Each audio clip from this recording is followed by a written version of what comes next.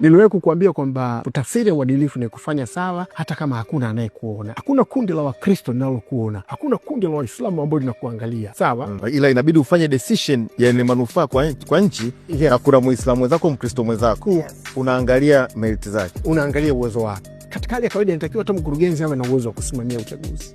Kwa hiyo huku kwenye vyombo vya habari ambavyo tena kuna katuni mmoja niliichora bali inaonyesha jamaa amemwegemea hivi, alafu anamwambia mhariri, imekuja habari ni TANESCO, mfano kuna ubadhirifu umetokea, si ndio? Ni story ile, ni content kubwa, sawa. Lakini kumbuka jamaa jana wameleta full page ya matangazo yao kuhusu kukatika kwa umeme Goba, wapi page na full page baba, unaweza kukuta milioni sijui ngapi, hata sijui ngapi. Katika hali ya kawaida unampigia simu kwa eti samani itakiwi, mwache huyu afanye kazi yake, kwa sababu kwanza huyu pia yaani tungekuwa tunajua, umejua mantiki ya checks and balance, watu wanakusaidia.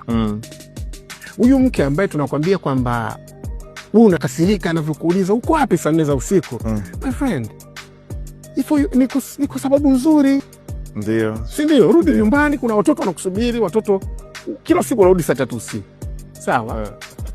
Leo Jumamosi, rudi nyumbani mapema wakuone. Kwa hiyo hata huyu anapo ndio maana unakuta ikitoka habari ya kimakosa wao wanashtakiwa na wanaomba msamaha. Ndio chombo cha habari kinaomba msamaha, kama ikiwa ni issue ya kudefend ya kumharibia tu mtu jina.